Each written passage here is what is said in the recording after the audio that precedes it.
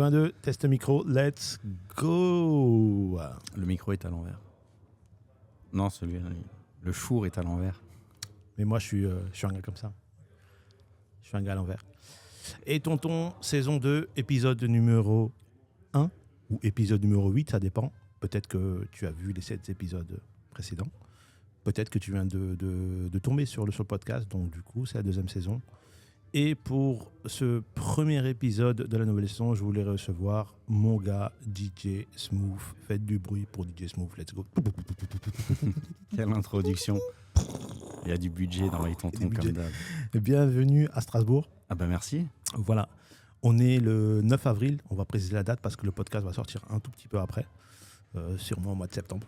9 avril avec du soleil. 9 avril avec du soleil, tu viens d'arriver à Strasbourg et pour la petite histoire, hier soir, tu étais au concert de La Fouine.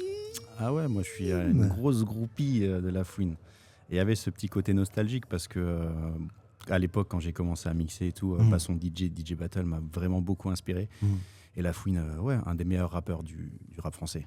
Exactement. Clairement. Top 3, top 5 ? Oh, top 1. Moi, je le mets dans le top 1. Non, top 1. Ah oui. Ah oui. Ok. Ah franchement. Team La Fouine alors.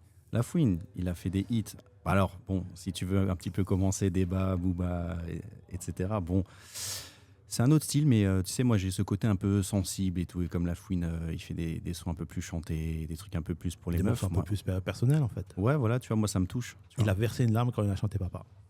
Ouais. Un grand moment d'émotion. Carrément. Non, c'était fou.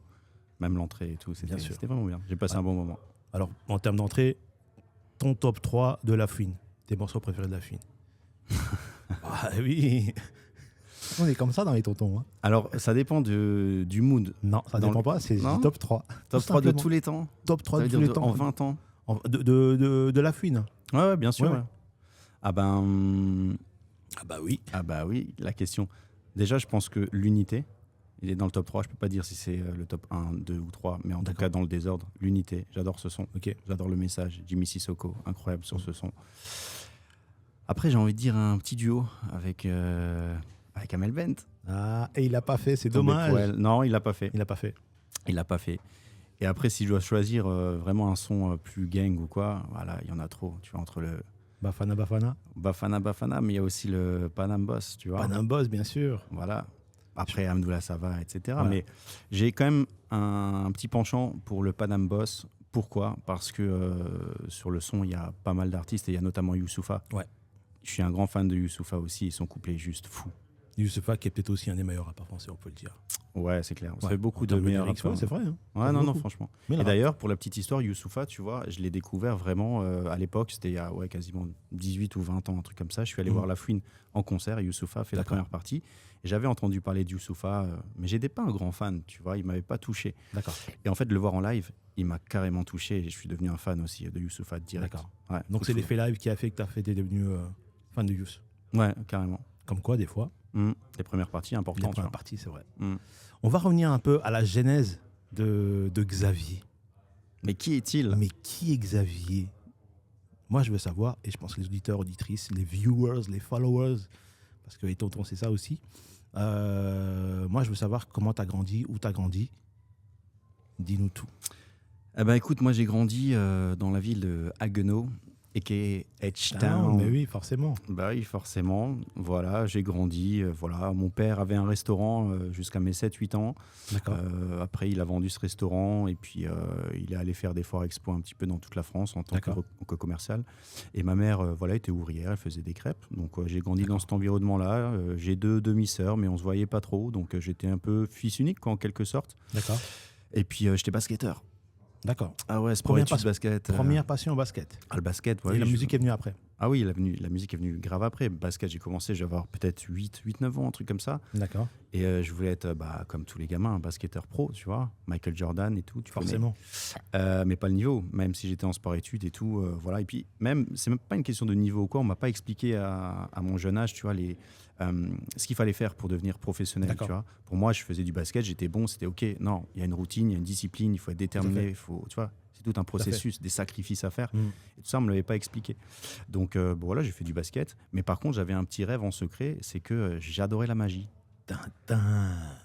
Ouais, je voulais être magicien. Et là, pareil, tu vois, on m'explique pas. Moi, quand je disais à mes parents, ou même mes grands-parents, c'était ma grand-mère, je dis, oh, moi, je vais être magicien et tout. Ma grand-mère, tu vois. D'accord. Mais c'est pas un métier, D'où tu vois. vient la magie? Parce que là, tu m'annonces ça frais. Ah bah, t'étais pas au courant. Je n'étais pas au courant. Mais tu sais, il y a encore plein de choses. Ouais. Tu vois, on se connaît, mais je te surprends encore, tu vois. Ouais, magicien, je sais pas, je kiffais ce truc, tu vois, cette créativité, etc. D'accord. Mais j'ai pas poussé le vice, et puis voilà, on m'a dit, écoute, Mais est-ce qu'il y a du vice dans la magie? bah, je pense, beaucoup. Beaucoup, tu vois. Il y a Est-ce des vices que partout. vous avez un protocole entre vous, les magiciens, et tout, de ne pas dévoiler certaines choses? Bah, tu sais, c'est un peu comme le Père Noël, tu vois. Tu y D'accord. crois, t'as les yeux qui brillent, c'est cool. Une fois que tu as découvert la supercherie ou tu connais Ouais, le c'est plus truc, pareil. il n'y a pas ce truc, tu vois. Il n'y a plus de magie. Il n'y a plus de magie, effectivement, tu vois. Mais tu vois, quand je scrolle un petit peu sur Insta, je tombe sur des gars, tu sais, qui démontrent tout, les tours de magie et tout. Ça perd son D'accord. charme. Mais je regarde quand même, parce que je suis D'accord. curieux, tu vois. Ça perd son charme. Et ça t'impressionne encore?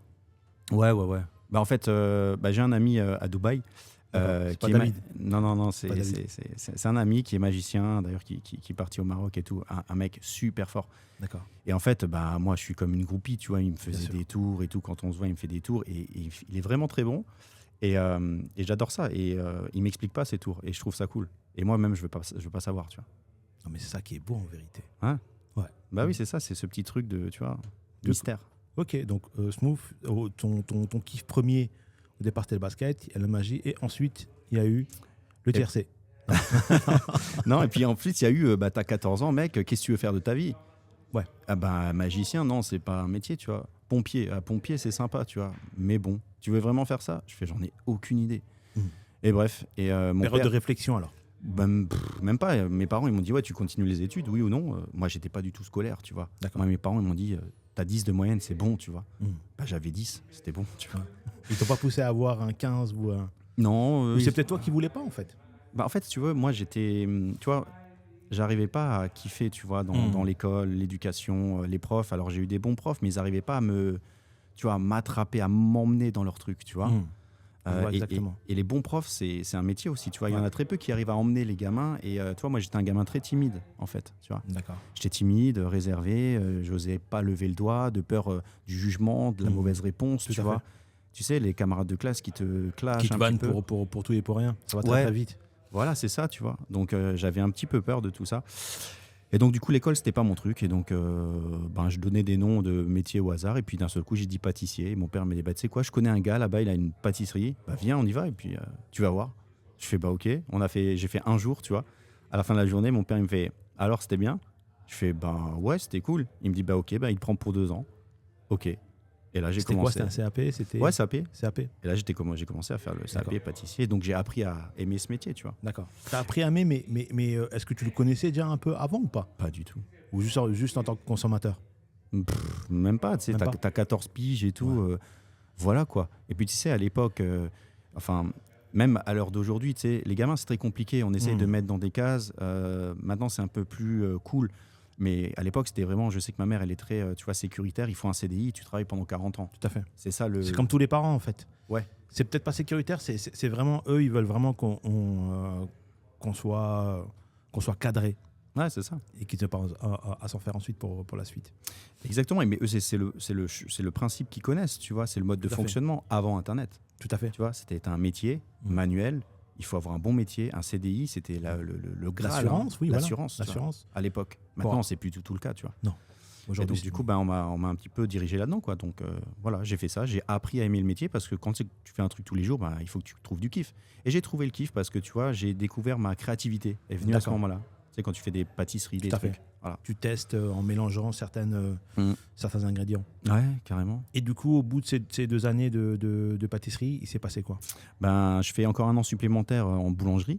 On D'accord. dit, allez, je mets encore une corde de plus à mon arc, Un arc, tu vois. Et c'est à ce moment-là que je découvre la musique en parallèle. Tu D'accord. vois, je kiffe. C'était quoi le déclic? Est-ce que tu te rappelles le truc qui t'a fait... La musique ou non, le la musique. DJing? Non, la musique au départ. La musique, moi j'écoutais la radio. Tu sais, le soir, il y avait les talk shows, là, tu sais, sur Énergie à 20h, les radios libres, tu sais, des D'accord, trucs ouais. comme ça. Ouais. Et j'avais mon petit poste, radio cassette. Et quand j'étais dans ma chambre, j'écoutais de la musique. Et puis, tu vois, je recevais des CD et tout, des trucs. Et j'ai eu un CD, on m'a offert, je sais plus, mes parents ou j'en sais rien, Michael Jackson, tu vois, le double CD, la History. History. Tu vois, les CD, il était en or, tu vois. Et donc, j'ai découvert Michael Jackson comme ça, tu vois. Et bon, voilà, je faisais une moonwalk dans ma chambre, je kiffais, tu vois, je sentais le petit livret et tout, et j'avais une vraie passion.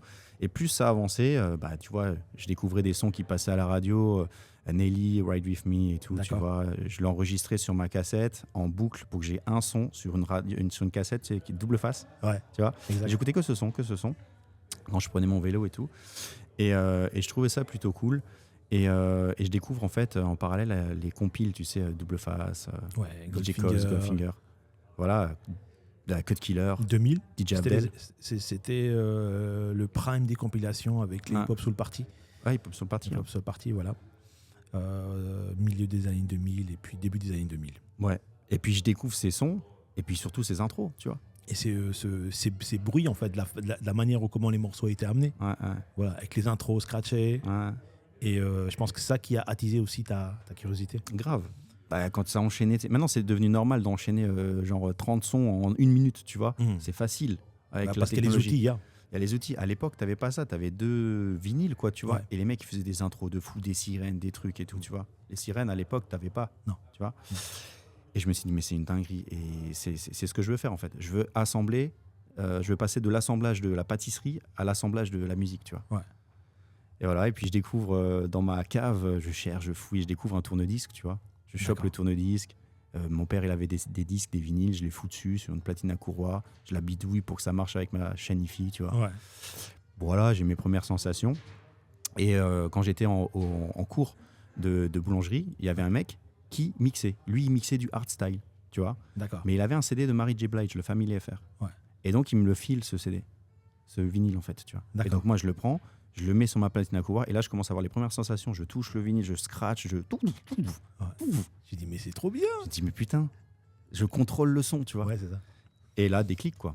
Et donc mes premiers salaires, j'ai dit à mon père, ouais, je vais acheter des platines. C'était assez cher à l'époque, enfin cher. Je crois que mon premier pack c'était 600 balles, 2 platines Newmark, une petite table de mix. Et j'ai acheté ça.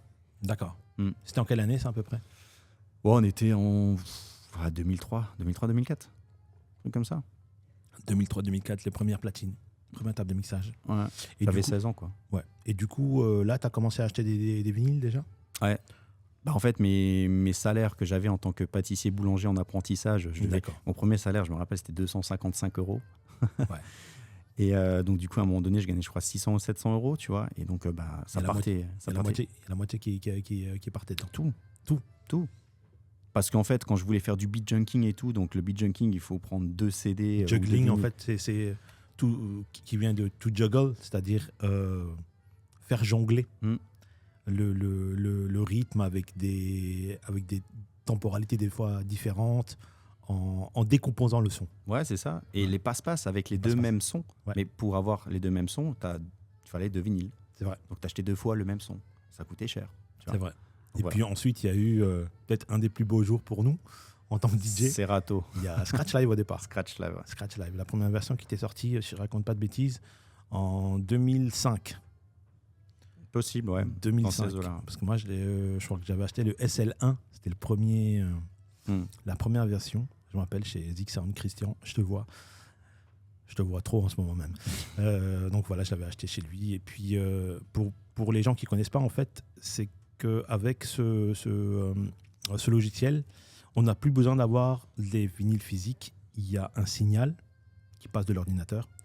On peut justement jouer le MP3 sur... on peut faire sortir le son du MP3. C'était une révolution de fou. Ouais. Je téléchargeais en mode pirate sur Emule ou LimeWire, tu vois. Ouais. Et là, en fait, tu avais le son. C'était la première fois où j'accédais à la gratuité, entre guillemets. Moi, j'avais acheté mon ordinateur, quoi. Bien sûr, oui. Le premier MacBook, là, 900 balles, chez Surcouf. Ouais.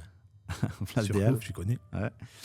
Et là, c'était l'accès à l'illimité. Le champ des possibles, pour moi, c'est ouvert à ce moment-là. Je me suis dit, mais là, je peux jouer toute la musique que je veux, tu vois, comme ça.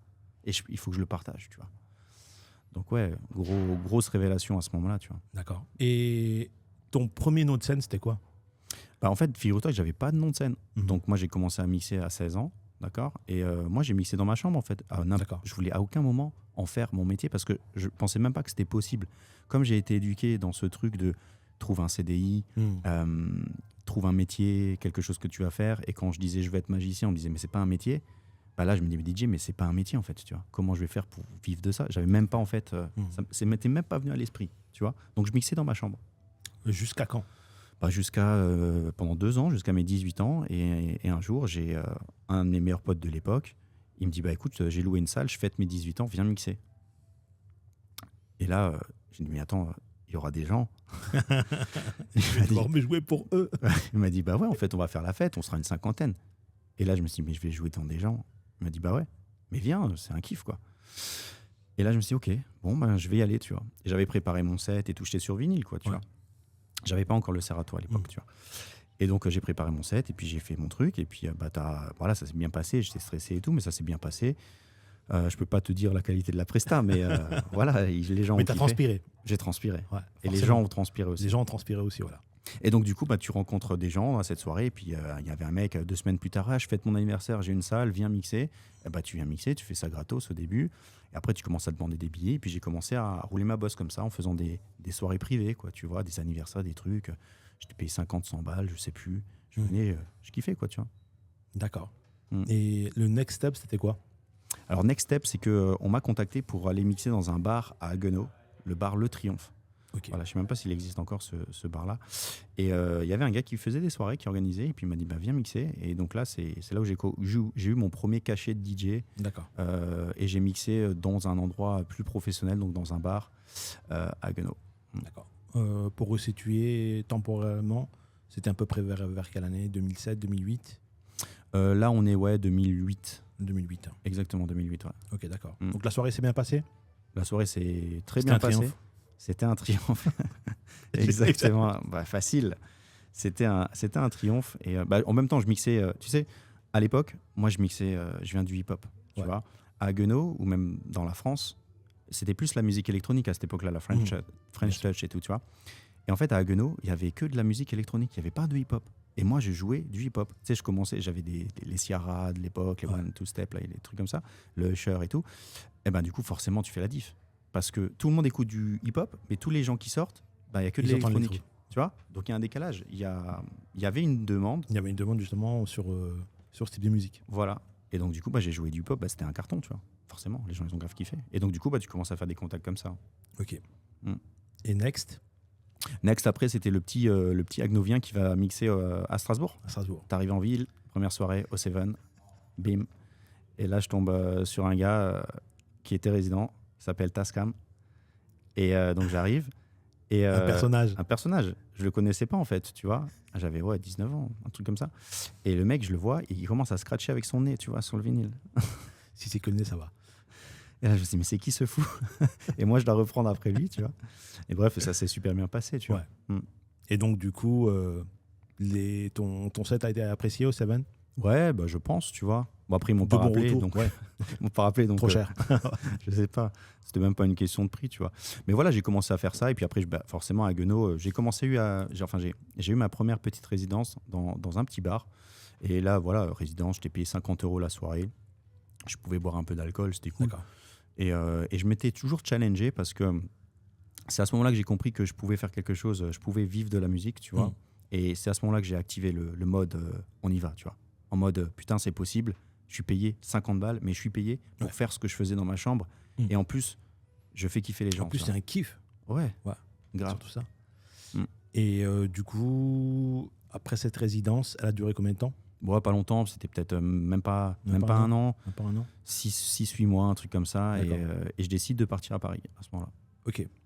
Me dis aller. Pour justement, pour développer ton réseau, pour mettre en avant tes qualités, pour montrer aux Parisiens que Strasbourg, nous aussi, on sait faire. Ouais, parce que tu vois, je me dis, la musique, c'est à Paris que ça se passe, je vais aller tenter ma chance, tu vois. Je vais percer là-bas. Donc en fait, je quitte mon emploi de pâtissier parce qu'à ce moment-là, j'étais employé. D'accord. Tu vois.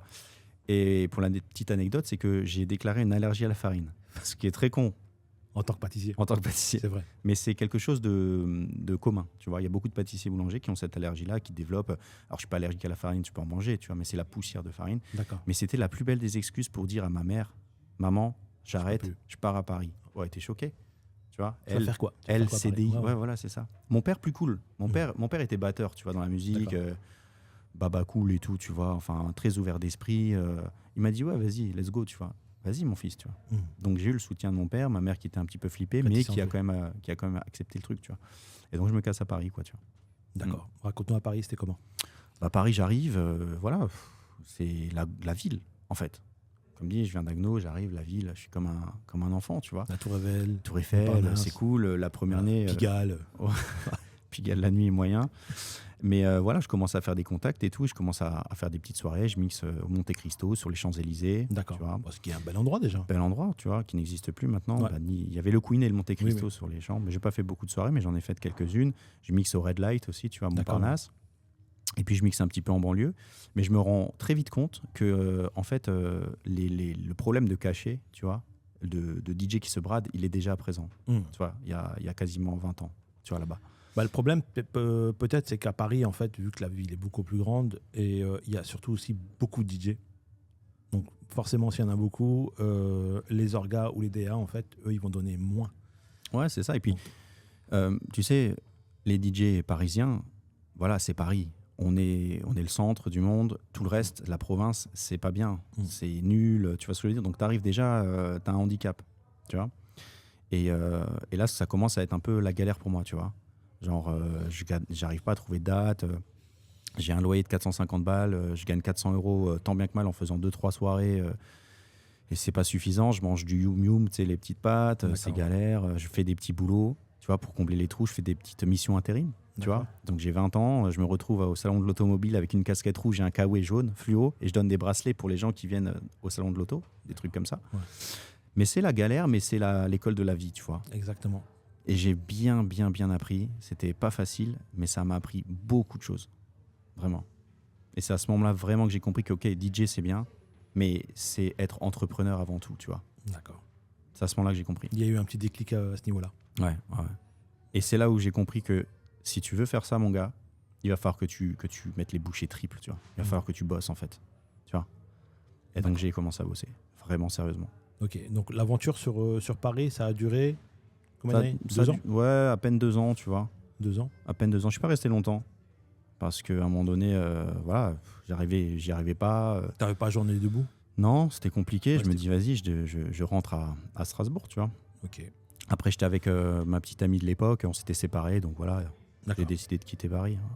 Ok, donc après tu reviens en Alsace. Ouais. Qu'est-ce qui se passe pour DJ Smooth quand il revient en Alsace? Qu'est-ce qui se passe? Il se passe que quand j'étais à Paris, je venais de temps en temps, je faisais des petites soirées, notamment une fois par mois, je faisais une soirée qui s'appelait Ghetto Chic dans un bar, Le Baya à Haguenau. Ouais. Bah c'était super connu. Et pareil, tu vois, le résident et tout, enfin la musique, c'était que de l'électronique. Donc il m'avait accordé une soirée par mois R&B, tu vois. D'accord. Parce qu'on pouvait pas dire hip-hop, tu vois. C'est pour ça que Ghetto Chic. Tu vois. Moi, justement, je me rappelle, voilà, une petite anecdote. Je sais que j'avais vu justement ce post et j'avais dit, ouais, mais qu'est-ce qu'il y a de chic dans le ghetto? Est-ce que tu peux m'expliquer? Ah ben, la vraie histoire, c'est que la soirée devait s'appeler de base Ghetto Rich. Ok. D'accord. Et en fait, je l'ai appelée comme ça. La première, elle est sortie comme ça avec le fly. Et comme j'étais à Paris et tout, j'avais un peu des contacts de Paris. Tu sais, c'était sur Facebook à l'époque. Oui. Et un gars qui me contacte, il me dit, en fait, cette soirée-là, elle est à moi. Le nom est déposé. Soit tu changes de nom et on fait ça à l'amiable, ou soit je te poursuis, tu vois. J'ai dit, ok, pas de problème, mais est-ce que je peux quand même garder le nom Ghetto? Parce que j'aime bien. Il me dit, ouais, tu peux mettre Ghetto Chic si tu veux. J'ai dit, ok, merci. Et donc, du coup, je l'ai appelé Ghetto Chic. Ghetto Chic. Ouais. Donc, une mensuelle? Une mensuelle qui cartonnait, les serveuses me détestaient, elles n'arrivaient plus à marcher, c'était la guerre. C'était la guerre. C'était la guerre. Forcément, parce que c'était les seules soirées hip-hop. C'était les seules soirées hip-hop, et puis tu sais, moi j'arrivais un peu avec cette hype-là, avec certains DJ parisiens, comme ils mixaient, notamment c'est là où j'ai découvert DJ Battle, au Gibus, et le mec il hoste en fait au micro. Ouais. Et les DJ à l'époque, on n'hostait pas. Tu vois. Et donc j'arrivais avec cette vibe, j'étais tétanisé, mais je me forçais à prendre le micro et à essayer d'hoster. Maintenant, un DJ qui hoste, c'est normal, tu vois. Ouais. C'est pas normal en fait. Et donc j'essayais de faire la différence, parce qu'en regardant un petit peu les autres DJ, je me dis ok, tout le monde mixe, la tête baissée, c'est cool, on fait des routines, des transitions, on fait danser les gens. Qu'est-ce que je peux apporter de plus? J'ai fait le micro. Ouais. Et le micro, elle a fait la différence. Forcément, les gens, ils se sentent beaucoup plus emporté par les morceaux, tu peux ramener tes transitions d'une manière différente. Ouais. Ouais. Bah, carrément. Et puis les gens, ils n'étaient pas habitués à ça, tu vois. Ils n'étaient pas habitués Ouais. à ce que le DJ, tu vois, il te fasse un peu bouger, il te parle en fait, tu C'est vois. vrai. Ils n'étaient pas habitués à ce que le DJ mette une reverb, bien un blanc, tout le monde regarde le DJ et le DJ te parle, tu vois, C'est ça. avant de mettre le prochain son. Sauf le problème, c'est qu'aujourd'hui, Il y en a beaucoup qui parlent. aujourd'hui, c'est qu'il y en a beaucoup en fait qui parlent plus que les artistes. Ouais. Donc très souvent, tu te demandes, ouais, mais gars, je suis venu entendre des sons, je suis pas venu t'entendre gueuler sur chaque morceau. Je pense qu'il faut juste trouver le bon compromis. C'est Voilà, un juste c'est une milieu. question d'équilibre. Ouais, et puis c'est après, chaque génération a son truc, tu vois. Tout à fait. Il n'y a C'est- pas de ce qui est bien, ce qui est mauvais. Non, c'est juste que, voilà. Maintenant, c'est comme ça, le milieu a évolué et puis Tout à fait. tout évolue en fait. Et c'est à nous de Ouais, s'adapter. On est bien DJ, sûr. c'est à nous de s'adapter. Ouais. C'est pas le monde qui doit s'adapter à nous. C'est nous qui devons nous adapter Exactement. au monde. Ça, Alors- c'est une phrase d'intro, non Hey. On l'a. Ou l'outro. Alors, nous, on s'était rencontrés. Je sais que tu m'avais invité. Tu avais une émission avec Max, qui ont fait un SO, dans un endroit bien sombre, dans une cave, je me rappelle. Est-ce que c'était à Brumat? Ah non, c'était à Bichevillers, C'était à Bichevillers, pardon. Autant. à voilà. côté d'Haguenau. Voilà. Et je me rappelle que j'étais venu avec Nassim. Ouais. Je sais que j'étais venu avec Nassim, tu m'avais invité. Et puis, nous, on s'était rencontrés la première fois sur cette fois-ci. Ouais. Et j'en garde un bon souvenir. Ouais, c'était grave cool. C'était diffusé, c'était une web radio, quoi. Et puis, C'était Hip Hop Connection. ouais. Je me souviens même plus du nom. Si tu m'avais demandé, franchement, Tu sais pourquoi j'ai fait le truc? Parce qu'aujourd'hui, il y a encore une émission sur RBS, Hip Hop Connection, c'est DJ Tudel qui mixe. Ok. Et je Non, l'ai fait- c'était Urban Connection, nous. C'était Urban. Ouais. Ok, d'accord, autant pour moi. Ouais. Mais il y a une Ah. connexion. Il y avait Donc, une connexion. notre première connexion, c'était là-bas. Ouais. Et moi, j'avais bien aimé comment vous présentiez justement tous les deux cette émission, l'énergie qu'il y avait, la terme de programmation. Et puis, c'était plus ou moins travaillé dans le sens où, en fait, il y avait... c'était bien écrit. Et puis, moi, je me rappelle, un moment très, très important, on avait fait justement... C'était pas un blind test, on avait fait un jeu là-bas. Je sais pas si tu te rappelles. Ouais, les quiz. Les quiz. Ouais. On avait fait un quiz qu'on avait gagné avec Nassim. Bah ouais, en fait, si tu veux, à cette époque-là, moi, j'avais Ouais. vraiment envie de ramener à chaque fois un DJ, tu vois, pour un DJ set. Mais faire 2 heures d'émission avec juste, Juste un du ou deux mix, DJ oui. qui mixaient, c'était un petit Ça peu... manquait un peu de vie. Ouais, et puis moi, j'adore parler au micro, j'adore à déconner, les blagues et tous les trucs. Et puis moi, je suis un grand fan aussi de jeux télé, Burger Quiz, tu vois, à la Chabat, À la avec Chabat, mais toutes oui. ces questions à la con. Donc du coup, j'avais le jeu, on a refait les quiz du Burger Quiz, quoi. Exactement. Avec des questions à la con, tu vois. Qu'est-ce qui fait peur et qui commence par la lettre E? Ouais. Je me souviens, tu avais sorti électricité. Ça peut faire peur, l'électricité. Voilà, on a l'intro. Ouais. Et puis Voilà. c'était cool parce que justement, tu avais un peu de mix, tu avais de la déconne, tu avais Mm. de l'actu. Donc c'était bien, franchement. Et justement, moi, ensuite, ce que je vous ai proposé, c'est de faire ça, mais sur une radio à envergure locale. Ouais. Donc voilà, sur la FM. Exact. Voilà. Et donc, d'où justement est arrivé le projet Turn Up. Mm. C'était 2015, c'est ça, je raconte pas de bêtises. Hein. Ouais, Première c'est saison, comme ça. 2015, ouais, 2015. Mm. Donc voilà, on a fait ça pendant 6 ou 7 saisons. Cette saison. Hein. Cette saison, avec la première année, on a fait avec 2 premières années, on a fait avec Max. Et puis l'idée, c'était vraiment de ramener, de parler de l'actualité musicale, mais pas que. Mm. Avoir aussi des débats, des fois autour d'un micro, traiter des faits d'actualité, des courants musicaux, et passer surtout un bon moment. Donc voilà, c'était la spécificité de Turn Up. Ouais, et puis c'était grave cool. Et on faisait découvrir aussi les sons en avant-première. Bien et sûr. tout. C'était vachement bien. Après, c'était quand? C'était le lundi soir, je crois. Alors, on a commencé la première saison, c'était le lundi soir. C'était Ah. le lundi, c'était le 18-20h. Et en fait, on avait pris le créneau à Tallery qui a eu son émission. Et en fait, pour être franc, c'est que moi, j'étais invité dans plein d'émissions. Et au bout d'un moment, la direction en avait marre de me voir, de m'entendre toutes les émissions. Ils m'ont dit, cette année, tonton, on te propose nouveau un créneau. Et puis, tu vas voir ton créneau, tu vas pouvoir nous proposer justement une nouvelle émission. Et c'est là que j'ai proposé le projet Turn Up. Mhm. Donc voilà. Donc les 2 premières saisons, je crois que c'était 18-20h. Ensuite, on est passé au samedi midi, qui était très compliqué. Je ne sais pas si tu te rappelles. Bah, très compliqué parce que on mixait la veille, tu dormais pas beaucoup. Ouais. On arrivait, on était éclatés, on mixait vrai. le soir. Tu vois, je me souviens, moi j'avais des dates même en Suisse Mm. ou en Allemagne, donc tu partais l'après-midi, tu n'avais pas le temps de dormir et tout. C'était un rythme quand même conséquent, franchement, c'était dur, mais c'était du kiff. Du vrai kiff. Moi, j'ai vraiment pris beaucoup de plaisir avec toi, tonton. Franchement, on a vraiment bien rigolé. Et puis ensuite, on a eu la dernière saison, en fait, je crois que c'était sur 2 années. Ensuite, il y a eu le Covid qui est arrivé. C'était le samedi soir, 20h minuit, où justement, on a fait la connaissance de Pierre. Ouais. Pierre, voilà, et Hip Hop Connexion. Hip Hop from Alsace. Hip Hop from Alsace. Hip Hop from Alsace, c'est là aussi qu'on a découvert les premiers talents de Hooch. Ouais. Voilà. Carrément. Qui a essayé de faire des vannes sur des MC moyens. Ouais, après, cet horaire-là, il était aussi compliqué à tenir parce que 18h-20h, tu as tes dates derrière, etc. C'est vrai. Je me souviens, on a loupé quelques émissions, mais il y avait toujours un de nous qui pouvait assurer le truc.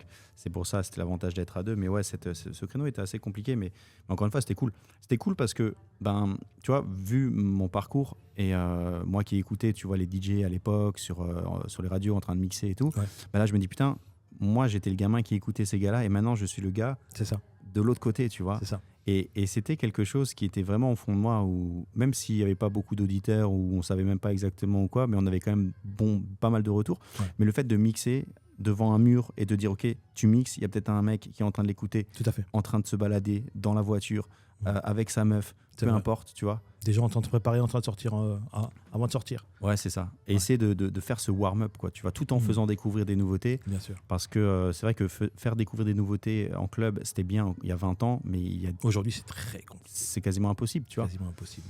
À moins qu'il y ait vraiment des concepts de soirée où les gens viennent écouter du brand new. Ouais.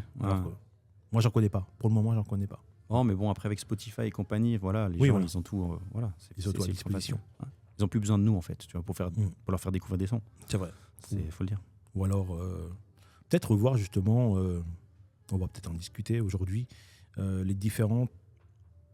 La problématique qu'on peut rencontrer, nous, en tant que DJ, dans le milieu de la nuit aujourd'hui. Donc voilà.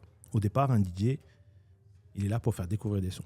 Est-ce qu'aujourd'hui, c'est le même but ou comment il faudrait revoir le truc pour pouvoir s'y retrouver? Je pense que ça dépend déjà du statut du DJ, tu vois. Si tu es guest ou résident, c'est pas le même taf. D'accord. Tu vois, un résident, il doit faire tourner le club. C'est une entreprise, l'entreprise doit gagner de l'argent. Tu peux pas te permettre de prendre trop de risques, en fait. Il faut que tu fasses découvrir des nouveautés, mais tu dois quand même satisfaire la majorité. Et pour satisfaire la majorité, maintenant, tu es obligé de jouer ce que les gens veulent, en fait, tu vois. Maintenant, ça dépend de la direction artistique. Mais si tu joues que des nouveautés et les mecs qui s'en foutent, tu vas vider le club. C'est vrai. Tu vois. Maintenant, un guest ou un DJ superstar, un Bob Sinclair, un Snake ou peu importe, tu vois, là, les gens, ils viennent justement pour, tu vois, pour lui, il faut show off, tu vois, et montrer des nouveautés. Ils viennent aussi pour écouter les hits. Mais le travail est différent en fonction du statut. Et puis, en fonction de l'environnement, en fonction du pays aussi, du continent. Tu vois. On va en parler là justement ensuite, des différents continents. Alors, ensuite, ce qui s'est passé, Turn Up s'est arrêté parce que je crois qu'il y a eu le Covid aussi. Et je pense que, honnêtement, on a fait peut-être 1 ou 2 saisons de trop. Je sais pas, mais c'est vrai que les 2 dernières saisons, on se tâtait à continuer à arrêter. On n'avait plus le même engouement, on était un peu fatigués avec nos rythmes respectifs. On a un peu tiré sur la corde, mais je pense qu'on a arrêté au bon moment, vraiment. Tu vois. Voilà. Il y a le Covid qui est arrivé. Et toi, tu as une opportunité qui arrive à un certain moment, un coup de fil. Je me rappelle, un mardi matin, tu me dis, j'ai une proposition pour aller faire 1 mois de test à Dubaï. Ah, c'est ça. C'était juste après le Covid, en fait. C'est ça. Après, pour la petite anecdote, avant le Covid, en fait, avec ma femme, on voulait toujours... on avait un kiff. On se disait, un jour, on va vivre au soleil. On va quitter la France, on va vivre au soleil. On ne savait pas quand, on ne savait pas où, on ne savait pas. Mais on avait envie, tu vois. On avait envie de le faire. Et quand le Covid est arrivé, on a eu du temps. Donc, du coup, on a commencé à faire des recherches. C'est là où j'ai commencé à devenir plus entrepreneur, et je pense qu'on va en parler après, mais où j'ai commencé à faire d'autres business, à trouver des side business, etc. Tu vois. Et ouais, sortie de Covid, c'était en 2022, février 2022. En décembre 2021, je fais des recherches sur Dubaï. Tous les soirs, je fais des recherches. Le coût de la vie, comment ça se... Tu vois, je visionne le truc, je manifeste le truc. Février, un coup de fil, c'est Dubaï. Écoute, est-ce que tu peux venir? Il me dit, bah ouais, ça marche. C'est quoi le plan? Est-ce que je viens une fois tous les 2 mois ou une fois tous... C'est quoi le deal, quoi? Et là, on me dit, non, tu viens et tu restes, tu vois. Et c'est Omar qui m'a appelé à ce moment-là. Big up à Omar. SO Omar. Ouais, même si on se parle On plus. se voit plus. On se parle plus. Non, mais SO quand même. Mais big up à lui parce que, Ouais. tu vois, j'avais bossé avec lui, notamment en Allemagne, sur diverses soirées et tout. J'avais fait la Louve et tout. Et donc, du coup, ben, lui était parti là-bas parce que, si tu veux, il bossait au Five. Et le Five avait projet d'ouvrir à Zurich, en Suisse. Donc, lui, il m'a fait venir dans le sens où tu vas un peu mixer à Dubaï, tu fais tes preuves et peut-être après, on va à Zurich, on voit comment on fait. D'accord. Donc, il m'appelle, il me dit, ouais, vas-y, tu peux venir. Moi, j'ai 5 dates par semaine. Bah, ça serait bien que tu restes. Ok. J'ai fait, bah écoute, ça tombe bien parce que moi, avec ma femme, on voulait bouger. Mais je vais quand même en parler à ma femme, tu vois. D'accord. Le soir, ma femme, elle rentre, on en discute. Elle me dit, ok, let's go. Le lendemain, je l'appelle. Le dimanche, je suis dans l'avion. On était ensemble dans l'avion. Et on était ensemble dans l'avion. Toi, tu devais partir la veille, en fait, tu as eu un retard. C'est ça. Et ça, c'était un signe de me dire, parce que tu sais, franchement, c'était une décision difficile à prendre parce que j'ai pas d'enfant, mais j'ai un petit chien. Voilà, c'est mon bébé. Marley. Big up Marley. Donc en fait, là, tu dis, tu vas quitter ta femme, ton chien, ta famille, tes parents. Ok. Ma femme à ce moment-là. Ouais, ma femme à ce moment-là, elle avait ouvert une salle de sport. Ouais. On a un appartement, etc. Là, tu quittes entre guillemets tout pour une durée. Tu sais pas combien de temps tu vas partir, tu sais pas quand tu vas revenir, tu sais pas comment ça va se passer. Et ça, je pense que tu sais, dans la vie, t'as toujours des choix. Ok. Les choix, il n'y a pas de choix facile. Il n'y a pas de bon ou de mauvais choix pour moi dans la vie, tu vois. Il y a juste un choix à faire. Que tu y ailles, ok, tu verras si c'est le bon choix. Que tu n'y ailles pas, ok, tu verras plus tard si c'était le bon choix ou quoi. Mais le pire, c'est de ne pas faire de choix. Et dans la vie, je vois trop de gens qui n'osent pas faire des choix, prendre des décisions de peur d'eux. Mais en fait, si tu n'y vas pas, tu sais pas. C'est ça. Tu vois. Puis ça marche pas, tu reviens. Exactement, rien n'est figé en fait. Ouais, tu rien vois. n'est figé. Tu vois, Et donc, je me suis cassé. Je me suis dit, vas-y, let's go, j'y vais. D'accord. Comment ça se passe dans ta tête quand tu arrives là-bas? Ah, c'est dur. C'est dur. Je suis tout seul. Je sais pas ce que je fais. J'arrive le dimanche soir. Ouais, à minuit ou un truc comme ça. Je mixe le lendemain à midi, pool party. Tu vois. D'accord. Je connais pas les codes de Dubaï. T'avais un contact déjà là-bas à part Omar? Non, j'avais personne. D'accord, enfin, okay. Si, j'avais un pote à moi qui était là-bas. Tu vois. D'accord. C'est lui qui m'a récupéré, qui m'a hébergé les premières nuits et tout. Ok. Mais donc les premières nuits, tu dormais où? J'ai dormi chez mon pote et après j'ai tout de suite pris un appart, tu vois. D'accord, ok. J'ai pris un appart là-bas, c'est facile, tu vois, tu peux louer au mois et tout, donc c'est cool. Et donc, j'arrive et puis je m'en souviendrai toujours, je débarque dans le Five, c'est quand même pour le Five, tu vois. Le Five, c'est très renommé. C'est impressionnant. C'est the place to be à Dubaï, tu vois. Donc tu arrives dans un hôtel 5 étoiles et tout, tu dois mixer. Et là, tu arrives, moi j'ai pas les codes, tu vois. Très sincèrement. Je viens pas de ce milieu-là, de luxe, bien sûr. tu vois. Ouais. Je viens d'Agno, fils d'ouvrier, tu vois. J'ai roulé ma bosse en tant que DJ, j'ai fait un peu le tour d'Europe, j'ai fait mes dates, mais je suis pas prêt, tu vois. Et là, tu dois très vite t'adapter et comprendre les codes. Et en fait, toi, tu mixes, il se passe rien, c'est mou, et en fait, c'est show off à mort, bouteille, etc. Tu vois. Et tu dois vite t'adapter, tu vois. T'es un peu la pute, quoi, tu vois. Tu dois passer les sons pour que les mecs prennent des bouteilles. Des bouteilles, ouais. Et donc, du coup, je me suis adapté très bien, très rapidement, mais c'est bizarre au début, tu vois. C'est bizarre. C'est-à-dire, musicalement, eux, ils étaient dans un autre délire? Musicalement, alors, ce qui était cool, c'est que j'ai pu sortir plein de sons hip-hop, R&B, old school, new school, brand new à mort, des trucs, voilà. Musicalement, il fallait jouer très open format, mais tu devais passer du coq à l'âne, mais très bien fait, tu vois. C'est-à-dire, tu dois passer d'un morceau pop à un morceau R&B, à un morceau de 72 BPM, à un 128, à un 110. Mais bien amené. Bien amené, avec un son old school, avec 2-3 brand new, mais pas trop old school non plus. Et il faut être tout le temps, faut être dans la vibe, tu vois. Donc il y a eu un temps d'adaptation. Bon, je me suis bien adapté, tu vois. Mais travail pas facile. Je me souviens que tous les jours, je retravaillais ma playlist Serato, tu vois. Tous les jours. Je bossais pendant 6-7 heures avant de mixer. Je retravaillais mes playlists pour être au top lors de ma presta, tu vois. D'accord. Et puis il y avait des gigs différents, en fait. Il y avait des pool parties en après-midi, tu avais des restos festifs aussi à un certain moment, des clubs, les clubs qui ferment un tout petit peu plus tôt aussi qu'ici, c'est ça en fait, hein? Ouais, généralement de 3h du mat, mais il y a des clubs qui ferment à 5h aussi, tu vois. Okay. Mais oui, en fait, c'est là où je découvre qu'il n'y a pas que le format club, tu vois. Enfin, je le savais en arrivant là-bas. Mais là, je découvre le tu mixes 24, 7 sur 7. Tu mixes du lundi au lundi. Ça commence avec des pool parties, des after pool parties, des warm-up, des restos festifs, des restos plus chill, des geeks sunset à la plage, club évidemment, restos festifs. Tu vois ce que je veux dire? Il y a plein de geeks différents. Et là, je me dis, ok, j'ai pris une gifle et je me dis, putain, en France, même en Europe, on est largué. On est largué. Et c'était il y a 3 ans, tu vois. Ouais. C'est toujours pareil. Après 15 ans de carrière, tu vois. Ouais. Après 15 ans de carrière, et j'ai quand même fait pas mal de petites choses, tu vois. Je me dis, putain, on est à la ramasse, tu vois. Mais je suis arrivé comme un gamin, quoi, tu vois. Et donc, du coup, je me suis super bien adapté. Et puis, c'était du kiff. D'accord. Et du coup, la résidence au Palm, elle a duré combien de temps?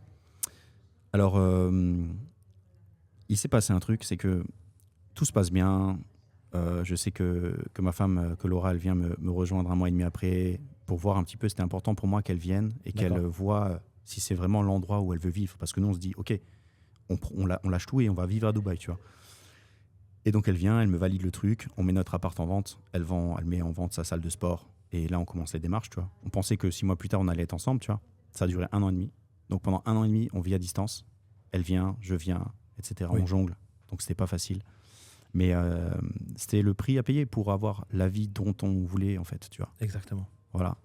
Et il s'est passé un truc, c'est que 3 mois après, on me propose d'aller mixer à Zurich pour l'ouverture de Zurich. Et moi, je dis, bah ouais, ok, vous m'avez fait venir, les gars, je veux bien faire l'été, donc 2-3 mois à Zurich.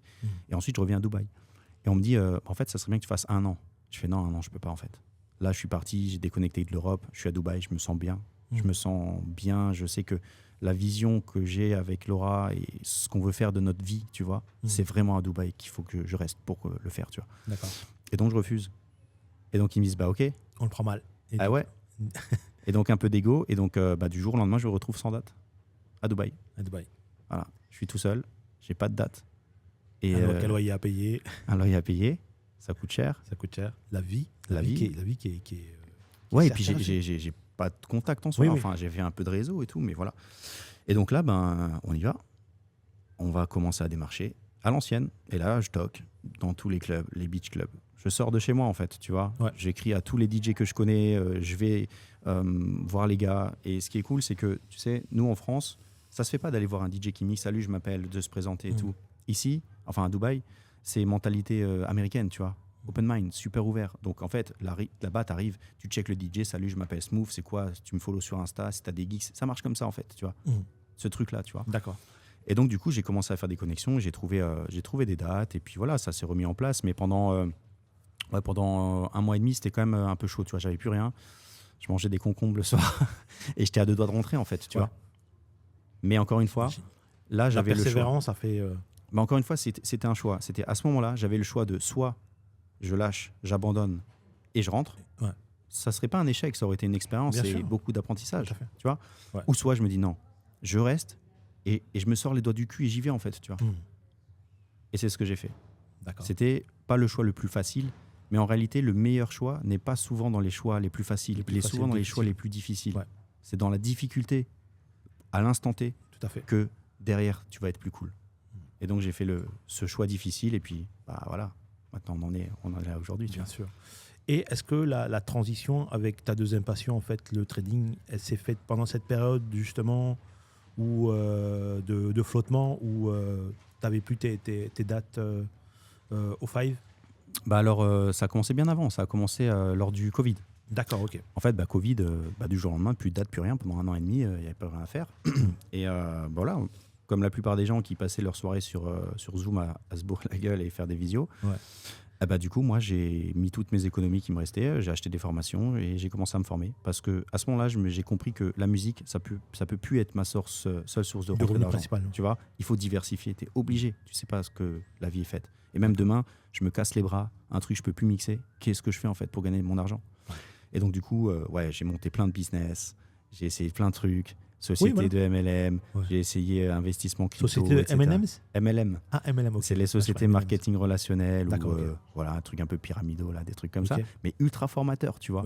Et je me suis ouvert à plein de choses et voilà, j'ai essayé de monter des business. Alors, la plupart se sont pétés à la gueule, mais à l'heure d'aujourd'hui, je me suis formé dans le trading et du coup, c'est une source de rentrée d'argent. Aujourd'hui, le trading, je fais du e-commerce aussi, tu vois, avec Laura d'ailleurs. D'accord. On développe une marque de e-commerce. D'accord. Et donc, c'est trop bien parce que maintenant, avec mon ordinateur et une connexion Internet, je peux bosser du monde entier, tu vois. D'accord. C'est fort, tu vois. Ok. Et donc, tu te retrouves... aujourd'hui, tu te retrouves plus dans le trading ou dans la musique? Quels sont... Tu vois, si tu veux, quand moi j'ai commencé la musique, j'avais toujours ce truc, je voulais jamais être, tu sais, le DJ à 40 ans, aigri, fatigué par la nuit et boursouflé, rongé par la musique et l'alcool. Aigri, tu vois, c'est tous les côtés, les vices, les mauvais vices de la nuit, ce qu'on dit. Voilà, et je voulais pas être ce mec, tu vois. Ouais. Et j'ai toujours, pendant ma carrière de DJ, on m'a toujours essayé un peu de me remettre dans le moule. Tu sais, que ce soit mes amis, même ma famille et tout. Ouais. Genre, t'as 30 ans maintenant, allez, c'est bon, t'as bien rigolé, vas-y, allez, trouve un métier, là, tu vois. Va vendre des sapes, tu vois. Je suis allé vendre des sapes. Ouais. Je fais ça quelques mois, je fais, mais en fait, non, je suis un créatif, je suis un artiste. Ouais. Moi, j'aime la musique, tu vois. Pourquoi vous voulez me changer et me mettre dans le moule? Mais je me suis testé un petit peu.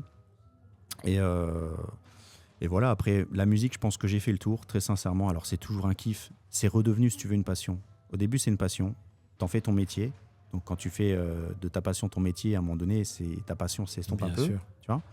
Mais il y a toujours cette flamme. De toute façon, c'est un métier passion. Tu peux pas être DJ. Non, tu vois, sans avoir justement cette flamme-là. Ouais, et donc, du coup, voilà, je pense que voilà, maintenant, à 38 ans, je pense que j'ai fait le tour.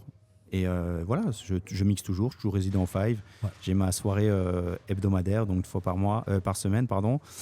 C'est grave cool. J'ai des super geeks aussi, tu vois, 2 fois par an, pardon. Je pars aux Maldives pendant 12 jours où je suis résident là-bas dans un resort. D'accord.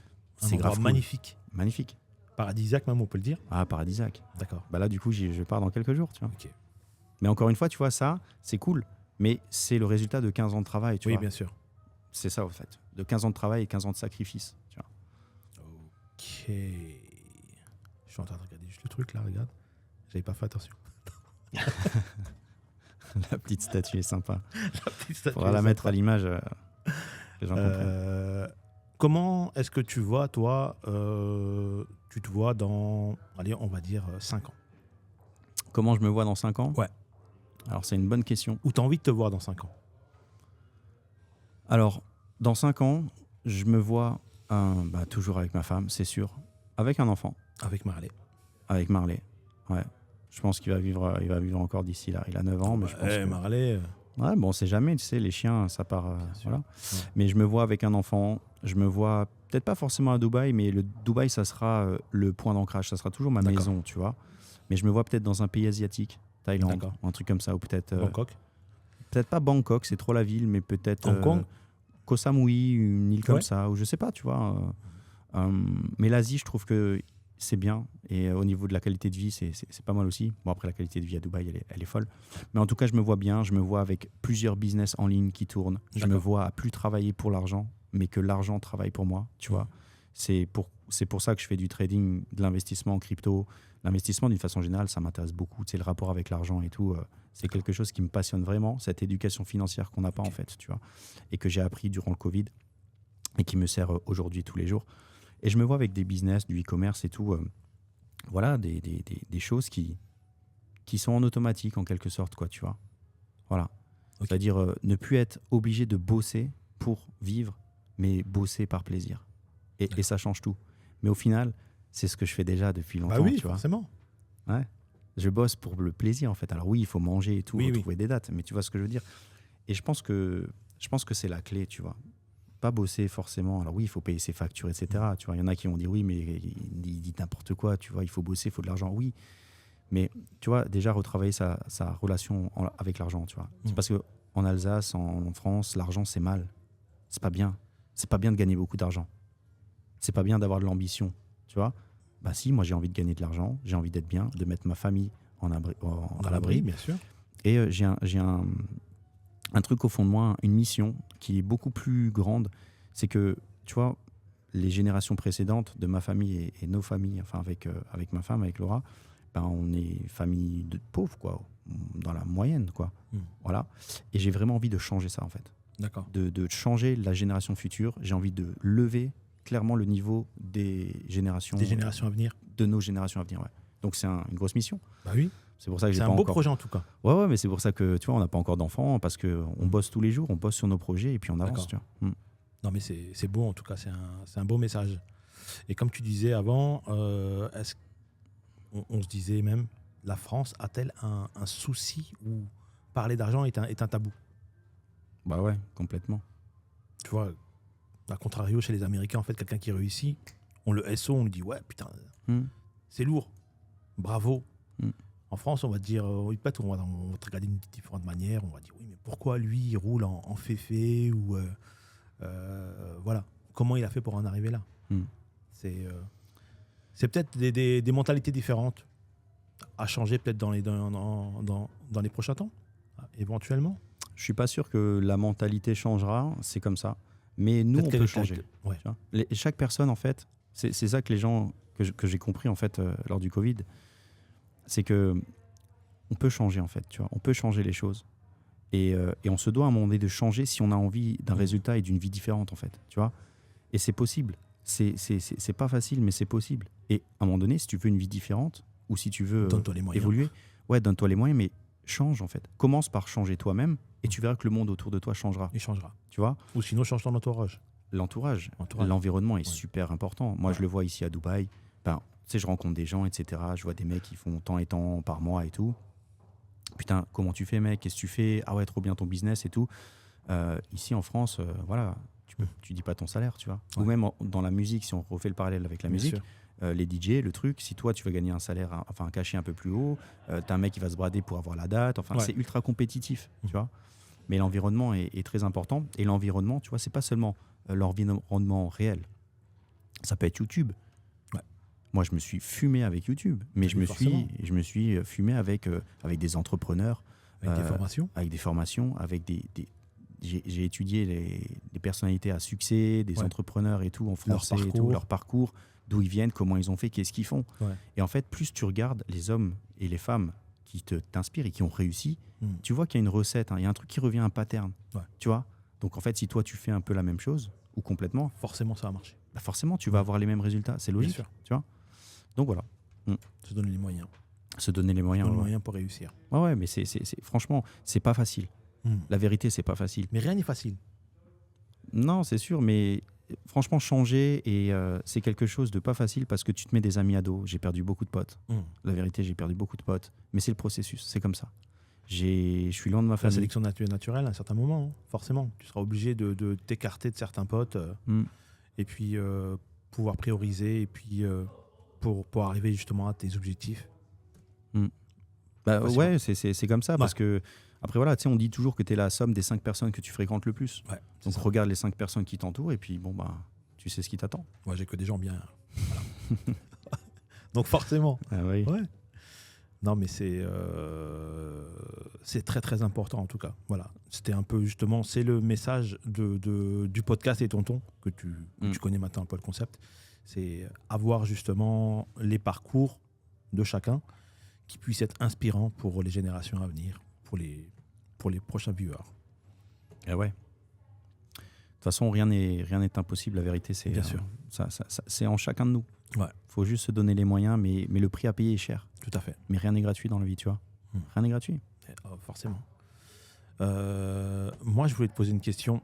Quelle est la routine pour toi en tant que DJ dont tu es le plus fier? Ma routine? Ouais. La routine que j'ai faite? Non, la routine que tu as créée, oui. Que j'ai créée? Ouais, que tu as créée. Où je suis le plus fier? Ouais. Oh, transition aux routines. Oh putain, c'est une question ça. Ouais, alors j'en ai fait tellement.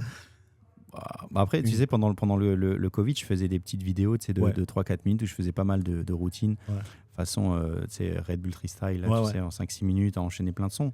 Donc, ouais, je suis vraiment fier et j'aime bien ces petites vidéos-là. Mais après, j'ai pas une routine en particulier où je suis fier. Peut-être une, non? Tu vas m'en sortir une? Non, je sais pas, non. Franchement, j'ai le droit à un joker parce que là... Ouais. Bon, je te laisse le joker. Sur celle-ci. Ouais. Ou peut-être une qui t'a marqué, pas de toi. Ce qui m'a marqué, moi, c'est vraiment c'est les routines, si tu veux. Comme je t'ai dit, moi, c'est le micro qui m'a bien animé dans tout ça. Et moi, ce que j'adorais faire, en fait, tu vois, et c'est des trucs que j'aime bien, j'apprécie beaucoup chez les DJ, c'est quand tu utilises le public pour faire ta routine, tu vois. Par exemple, tu mets un son, tu hostes en même temps, le public chante, tu fais un cut et tu balances un autre son derrière qui est encore plus haut.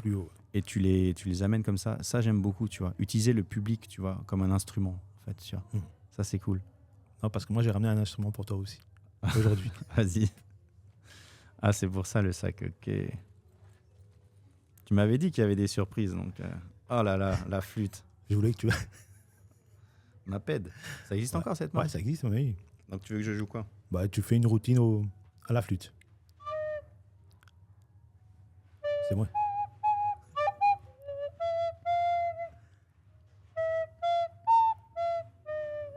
Tu l'as? Ouais, Soulja Boy. Franchement, trop bien.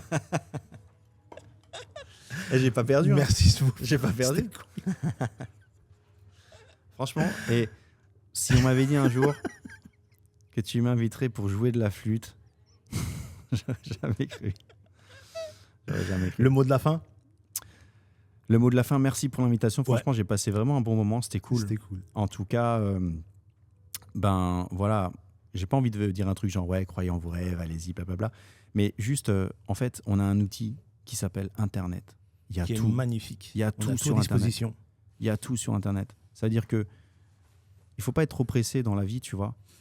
Même si tu veux changer ou faire quelque chose, vas-y, fais-le, donne-toi à fond. Ça prenne 5, 10, 15, 20 ans. Mais il n'y a pas de raison pour moi, si tu as envie de faire quelque chose, que tu n'y arrives pas.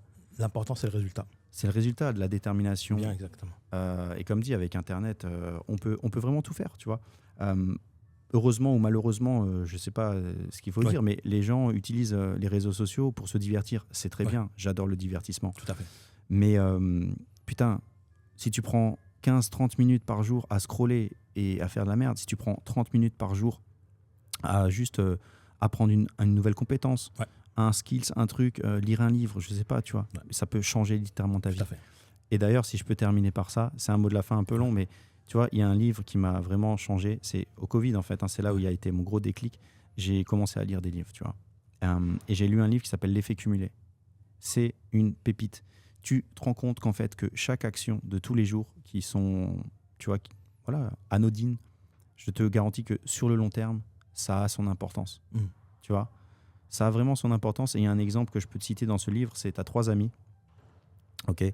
Il y en a un qui décide, tu vois, de boire un verre une bière chaque jour. D'accord. Ok. Un deuxième qui décide de rien changer à sa vie. Et le troisième qui décide il mange des sandwichs à la mayonnaise tous les jours. Il enlève juste la mayonnaise tous les jours. Ok. Apparemment, c'est rien, tu vois. Au bout de 1 an, il n'y a rien qui se passe. Pas de changement entre les 3 mecs. Au bout d'1 an et demi, il commence à y avoir des petits changements. Au bout de 2 ans, là, il commence à avoir des gros changements. Au bout de 3 ans, les changements sont considérables. Donc le mec qui a enlevé la mayonnaise, il a perdu 10 kilos. Avec sa femme, ça se passe bien. Il a une bonne hygiène de vie, il a un boulot, il est stable, il est heureux. Le gars qui boit des bières, pour lui, c'est un peu plus compliqué, j'imagine. Attends, le gars qui a rien changé, il a rien changé, quoi. Il est toujours là, il n'y a rien qui se passe. Et le gars qui boit une bière par jour, il a pris 10 kilos. Donc en fait, maintenant, il y a un écart de 20 kilos entre le premier et le deuxième. Il est divorcé, ça se passait mal avec sa femme. Il est aigri, il a un boulot qui lui plaît pas. Tu vois, il n'est pas heureux. Et c'est l'effet cumulé, c'est ça, en fait. Ça paraît fou, mais les petits détails du quotidien font que... parfois que le plus important, en fait. Ouais, clairement, c'est ça. Ouais, prenez de bonnes décisions dans vos vies. Exactement. Ce sera le mot de la fin. Merci, tonton. Simer, on se revoit très vite. À bientôt. On fait l'épisode inversé à Dubaï. Avec plaisir. Ouais. Je t'invite. On devait le faire, mais voilà, tu connais. C'est à cause de Lucas. On va dire qu'on n'a pas pu le faire. En tout cas, c'était cool. C'était cool.